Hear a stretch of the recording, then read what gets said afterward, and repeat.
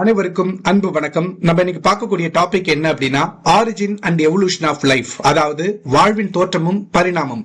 இந்த உலகத்துல எப்படி ஒரு வாழ்க்கை தோன்றுனுச்சு, அது எப்படி பரிணாம வளர்ச்சி அடைஞ்சது அப்படிங்கறத நம்ம பார்க்க போறோம்.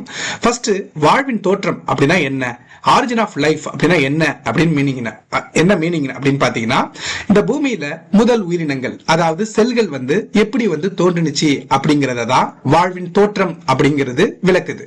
ஆரிஜின் ஆஃப் லைஃப் அப்படின்னா இந்த பூமியில முதல் உயிரினங்கள் எப்படி தோன்றுனுச்சு அப்படிங்கறத விளக்குறது தான் ஆரிஜின் ஆஃப் லைஃப் அப்படின்னு நம்ம சொல்லுவாங்க. இந்த ஆரம்ப காலத்துல பாத்தீங்கன்னா இந்த பூமியில எந்த ஒரு உயிரினங்களுமே இல்ல. அப்ப என்னதான் இருந்தது அப்படின்னு கேட்டீங்கன்னா, வாயுக்கள், நீர், கனிமங்கள், ஆற்றல் மூலங்கள். ஓகேங்களா, இது மட்டும்தான் ஆரம்ப கால பூமியில இருந்துச்சு. எந்த ஒரு உயிரினமும் இல்ல. ஓகேங்களா, இந்த பூமியில ஆரம்ப கால நிலை எப்படி இருந்தது, ஆதி பூமி எப்படி இருந்துச்சு அப்படின்னு கேட்டீங்கன்னா, இந்த பூமி 4.6 பில்லியன் வருஷத்துக்கு முன்னாடி தான் உருவானுச்சு. அப்போ இந்த பூமி பாத்தீங்கன்னா ரொம்பவே வெப்பமா இருந்துச்சு. அது இல்லாம எரிமலை வாயுக்கள் மட்டும்தான் இருந்துச்சு. ஆரம்ப கால வளிமண்டலத்துல ஸ்டார்டிங்ல அட்மாஸ்பியர்ல ஆக்சிஜனே இல்ல. இந்த ஆக்சிஜன் எப்படி உருவானுச்சு அப்படின்னா, ஸ்டார்டிங்ல உருவான சயனோ பாக்டீரியா இருக்கு இல்லையா, இந்த சயனோ பாக்டீரியா அப்படிங்கிறது ஒரு ஆட்டோட்ரோஃப். ஆட்டோட்ரோஃப் அப்படின்னா தானே உணவை தயாரிக்கக்கூடிய தன்மை கொண்ட ஒரு பாக்டீரியா தான் சயனோ பாக்டீரியா. இந்த சயனோ பாக்டீரியா என்ன பண்ணும் அப்படின்னா ஒளிச்சேர்க்கை பண்ணும். இந்த ஒளிச்சேர்க்கை மூலியமா தான் ஆக்சிஜனே உருவானது. இன் ஷார்ட், ஒன் லைன்ல சொல்லணும் அப்படின்னா, ஸ்டார்டிங்ல அட்மாஸ்பியர்ல ஆக்சிஜனே இல்ல, சயனோ பாக்டீரியா உருவானதுக்கு அப்புறம் தான் ஆக்சிஜனே வந்தது. அப்ப ஸ்டார்டிங்ல இருக்கக்கூடிய அட்மாஸ்பியர்ல என்னதான் இருந்தது அப்படின்னு கேட்டீங்கன்னா, ஹைட்ரஜன், மீத்தேன், அம்மோனியா, நீராவி, அதே மாதிரியே சுதந்திரமான ஆக்சிஜன் இல்லை. அப்படின்னா என்ன மீனிங், ஸ்டார்டிங் ஸ்டேஜ்ல அட்மாஸ்பியர்ல ஹைட்ரஜன் இருந்தது, மீத்தேன் இருந்தது, அம்மோனியா, வாட்டர் வேப்பர், இது மட்டும்தான் இருந்தது.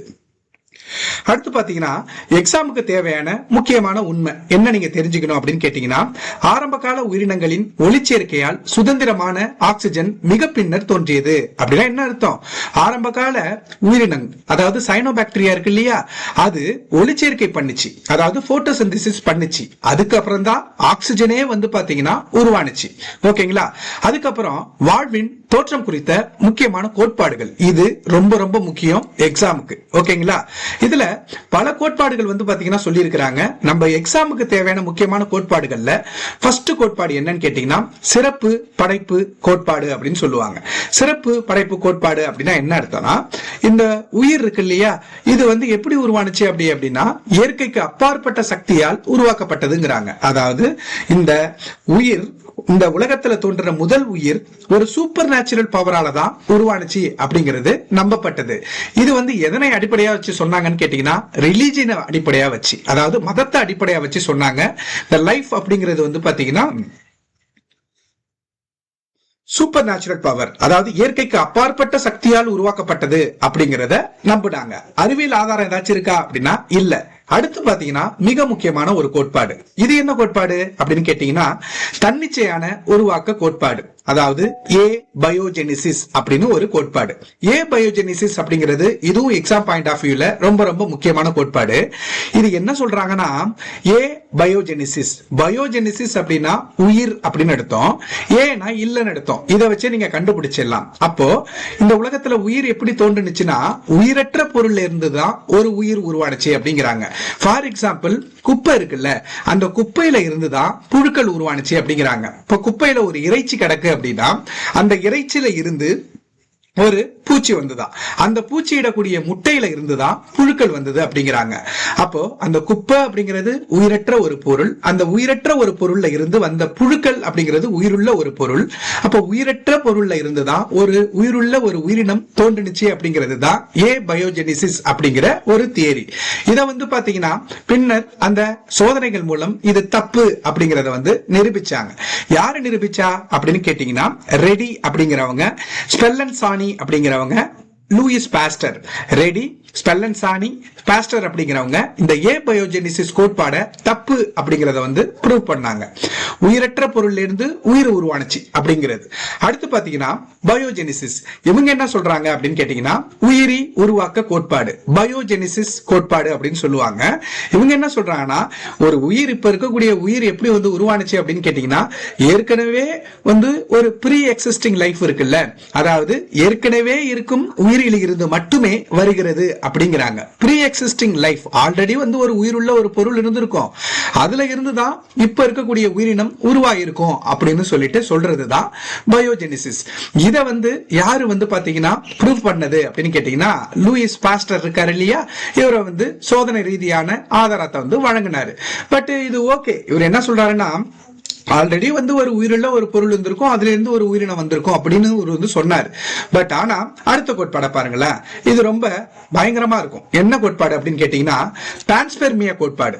பான்ஸ்பெர்மியா கோட்பாடு இல்லைன்னா விண்வெளி கோட்பாடு அப்படின்னு சொல்லுவாங்க, இங்கிலீஷ்ல காஸ்மிக் தியரி அப்படின்னு சொல்லுவாங்க. இவங்க என்ன சொல்றாங்கன்னா இந்த கோட்பாடை சொன்னது அரிஹீனியஸ் அப்படிங்கிறவர், ஓகேங்களா, அரிஹீனியஸ் அப்படின்னு சொல்லுவாங்கல்ல, அவரு சொன்னாரு. எப்படி சொல்றாரு, இந்த உயிர் அப்படிங்கிறது விண்வெளியில இருந்து உருவானுச்சு அப்படிங்கிறாரு. அதாவது விண்வெளி இருக்கக்கூடிய விண்கற்கள், மெட்டியோரைட்ஸ், அதுக்கான வால்மீன்கள், கோமேட், இதுல இருந்து உருவானுச்சுங்கிறாரு. இததான் பான்ஸ்பெர்மியா கோட்பாடு அப்படிங்கிறாங்க.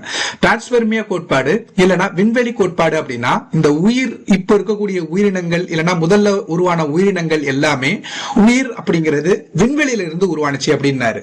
பட் ஆனா எல்லாருமே அக்செப்ட் பண்ணக்கூடிய மிக முக்கியமான ஒரு தியரி என்னன்னு கேட்டீங்கன்னா வேதியியல் பரிணாம கோட்பாடு, கெமிக்கல் எவல்யூஷன் தியரி அப்படின்னு சொல்லுவாங்க. இததான் எல்லாருமே அக்செப்ட் பண்றாங்க. இந்த தியரி பாருங்க, இது ஓரளவு நம்புற மாதிரி இருக்கும். இந்த தியரியை சொன்னது யாருன்னு கேட்டீங்கன்னா ஒப்பாரின் அப்படிங்கிறவரு ரஷ்யா, அதுக்கப்புறம் ஹால்டேன் அப்படிங்கிறவரு இங்கிலாந்து. இந்த தியரியை 1920 சொல்றாங்க. இவங்க என்ன சொல்றாங்க அப்படின்னு கேட்டீங்கன்னா இந்த ஆரம்ப காலத்துல பூமியில வேதிப்பொருட்கள், கெமிக்கல் மட்டும்தான் இருந்தது, எந்த ஒரு உயிருமே இல்ல. அது இல்லாம அந்த டைம்ல பூமியில இருந்த வெப்பம், மின்னல், புற ஊதா கதிர்கள், இது எல்லாத்தையும் காரணமா என்ன ஆயிடுச்சுன்னா இந்த வேதிப்பொருட்கள்லாம் இருக்குல்ல, கெமிக்கல் எல்லாமே வந்து கரிம மூலக்கூறுகளா மாறினுச்சு. அதாவது கெமிக்கல்ஸ் எல்லாமே வந்து ஆர்கானிக் மாலிகுல்ஸா மாறினுச்சு, அந்த கரிம மூலக்கூறுகள் எல்லாமே உயிருள்ள செல்களா மாறினுச்சு அப்படின்னு சொன்னாரு. ஓகேங்களா, கெமிக்கல் எவல்யூஷன் தியரியில என்ன சொல்றாரு ஒப்பாரினும் ஹால்டேனும் அப்படின்னா இந்த பூமியில வந்து ஸ்டார்டிங்ல கெமிக்கல் மட்டும்தான் இருந்தது, எந்த ஒரு உயிரும் இல்ல.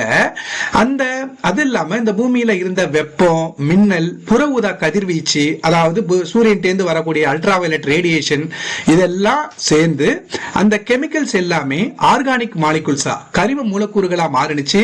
அந்த கரிம மூலக்கூறுகள் தான் எளிய உயிருள்ள செல்களா மாறினுச்சு அப்படின்னாங்க.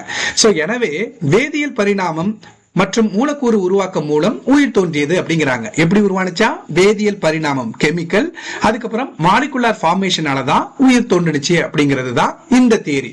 இது ஏன் வந்து எல்லாரும் அக்செப்ட் பண்ணாங்க அப்படின்னு கேட்டீங்கன்னா மில்லர் அப்புறம் யூரே, இவங்க ரெண்டு பேரும் 1953 ஒரு ரிசர்ச் வந்து செய்யறாங்க.